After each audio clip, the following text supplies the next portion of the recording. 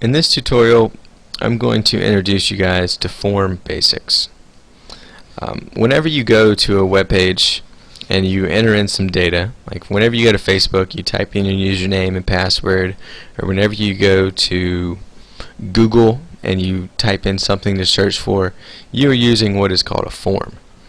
And forms are used in web pages to get user input and process that.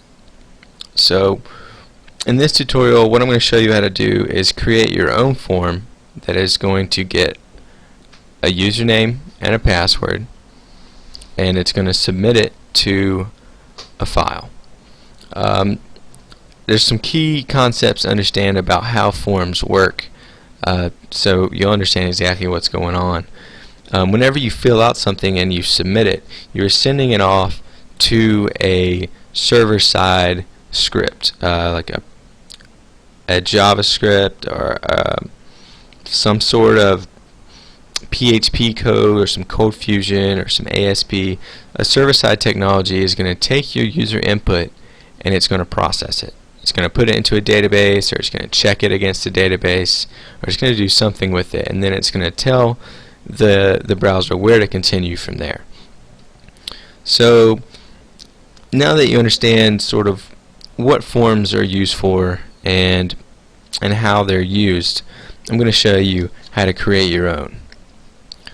We're going to use Dreamweaver to do this, and we're going to use the insert column over here, and we're going to click on form.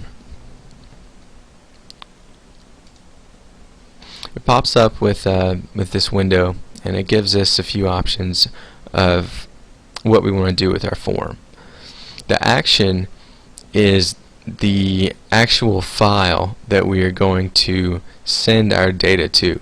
In this tutorial, I'm not going to show you how to handle the data. I'm just going to show you how to build the form to submit the data to a file.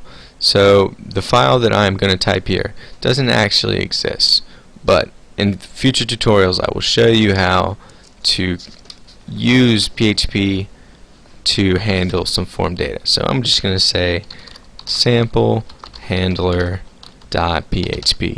and there's two methods we can use here. There's the get method or the post method. The get method is used to actually do what it says, get data. And in this tutorial we don't want to deal with getting data. We're going to deal with actually posting data, and what posting data does is just like it sounds. It posts data to an action or to a file somewhere to process it. We're going to leave the encoding type blank for now. We'll give it a name of sample input. I'm going to say OK, and I'm going to hit the return key a few times to give some space in between the closing and opening form tags. And you can see here that it's giving us an action, a method, and a name. So I'm going to save this, and right now we have created the foundation for a form. There's nothing inside it right now, but this is the beginning step to creating a form. So now we want to enter some pieces to collect some data. You can see here that there are many different options on what we want to use to collect our data from the user.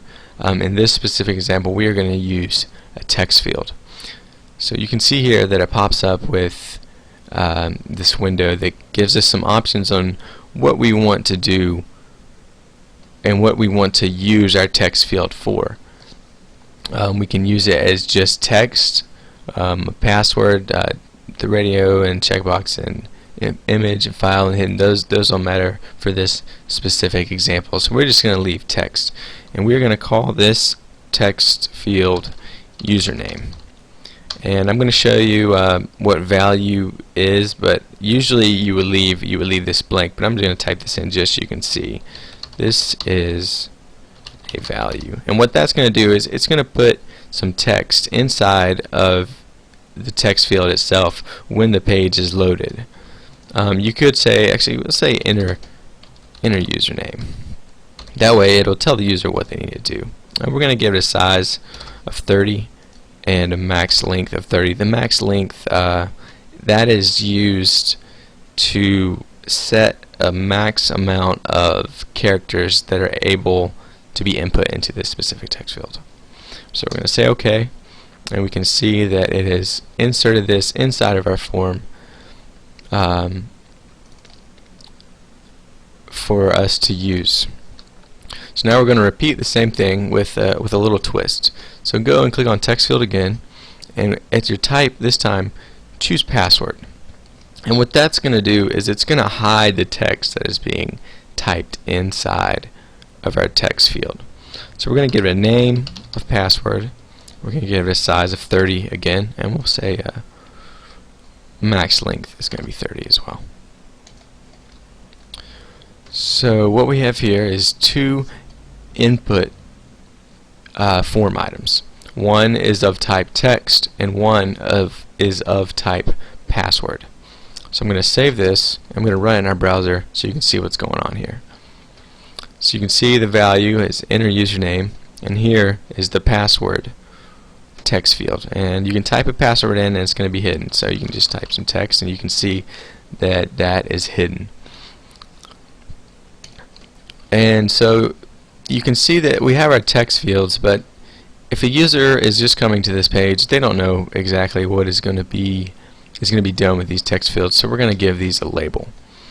I'm going to take this value out right here, and I'm going to use the label button over here. Click on label, and then click inside the opening tag for label on type 4. And what this is going to do, it's saying this is a label for username. So what you do is you type in the name of the input that you want to link this label to. In between the opening and closing tag of label, I'm going to type username with a colon here.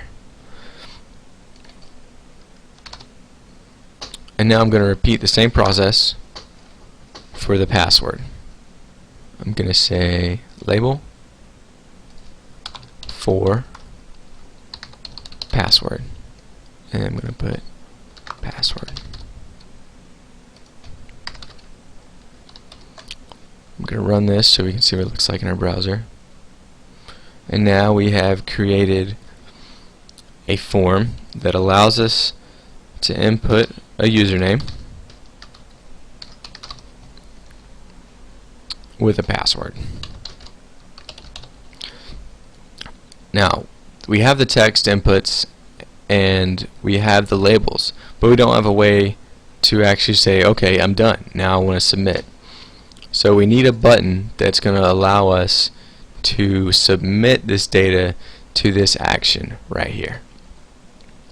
And I'm going to add some break tags in between these two inputs so we can move them down a line. I'm just going to input one break tag just right there. And then I'm going to also put one after the password input.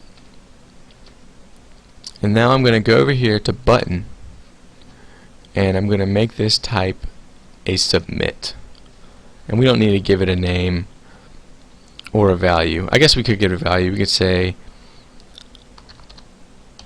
submit data. If you don't give it a value, the default value is going to be submit query, but we're just going to leave it as submit data. So I'm going to save that, and I'm going to run it, and now we have a form that allows us to put in a username,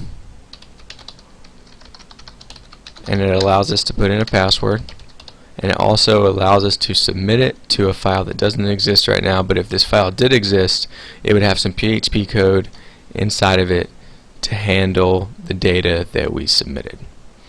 And that is all the time I have for this tutorial.